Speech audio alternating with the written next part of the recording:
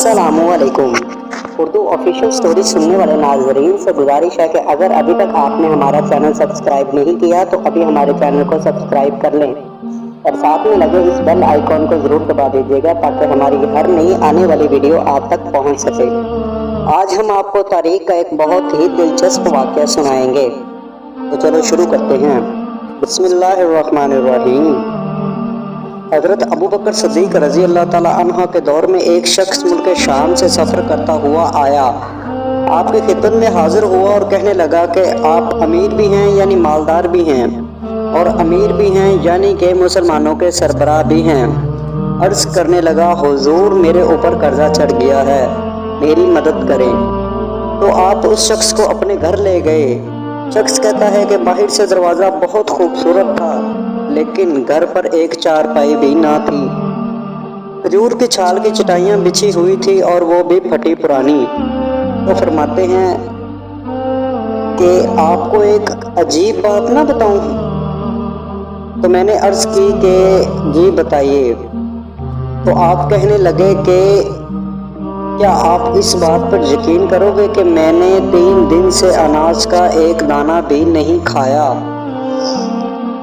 सिर्फ खजूर खाकर ही गुजारा कर लेता हूँ।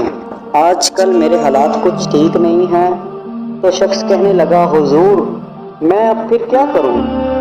मैं तो बहुत दूर से उम्मीद लगा कर आया था।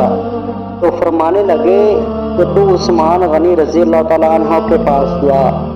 शख्स कहने लगा, मुझे तो बहुत सारे पैसे चाहिए। तो आपने फरमाया, तेरी सोच वहाँ ख़त्म होती है जहाँ से उस्मान की सखावत शुरू होती है। तू जो सोचता है उतने ही मिलेंगे। तेरी सोच खत्म होती है वहाँ जहाँ से उस्मान की सखावत शुरू होती है। तू जा उनके पास। शख्स कहने लगा, आपका नाम नूह? मुझे अमीरुल मोमिनीन ने भेजा है।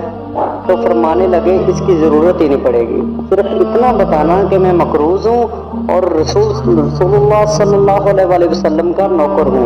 वो शख्स कहने लगा, वो दलील हवाला मांगेंगे? फरमाया, उस्मान सखावत करते वक्त दलील या हवाला नहीं मांगते।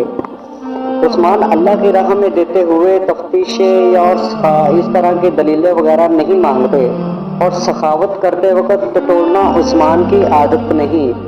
वो शख्स कहता है कि मैं चला गया, पूछता पूछता दरवाजे पर दस्तक दी। हज़रत उस्मान गनी रज़ी अल्लाह ताला अन्हु के अंदर से बोलने की आवाज़ आ रही थी। अपने बच्चों को डांट रहे थे कि यार तुम लोग दूध के अंदर शहद मिलाकर पीते हो, खर्चा थोड़ा कम करो, इतना खर्चा बढ़ा दिया है। या दूध इस्तेमाल कर लो या शहद इस्तेमाल कर लो, दूध भी मीठा है और शहद भी मीठा है, एक चीज़ इस्तेमाल कर लो, तुम बीमार थोड़ी हो।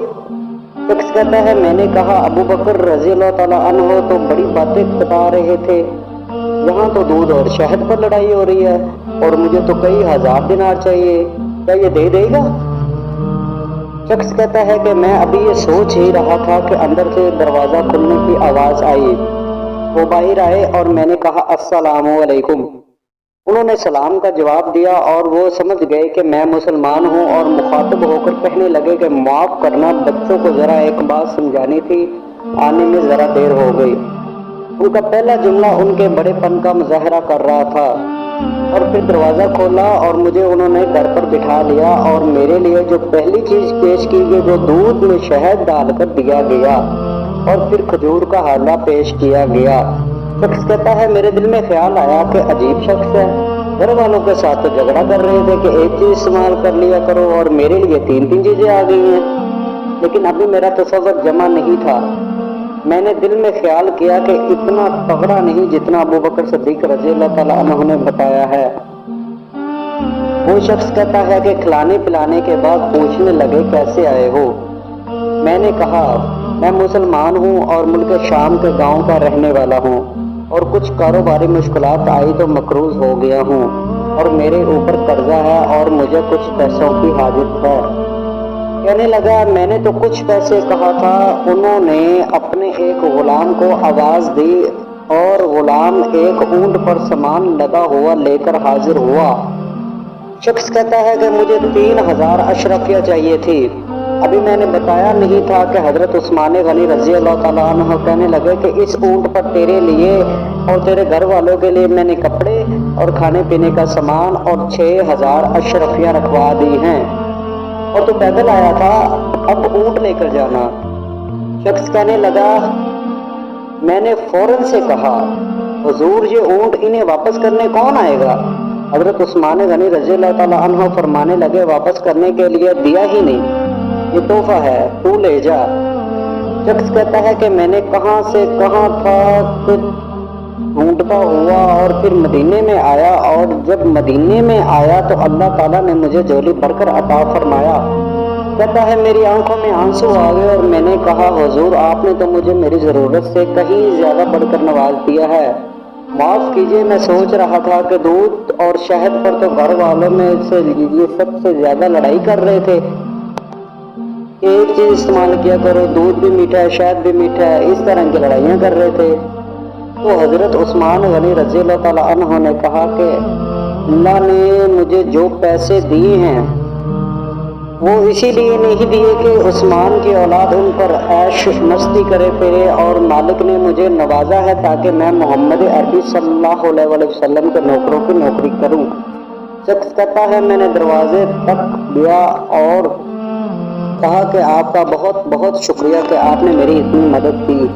کہتا ہے ابھی میں نے بتایا نہیں تھا کہ مجھے ابو بکر صدیق رضی اللہ تعالیٰ عنہ نے بھیجا ہے۔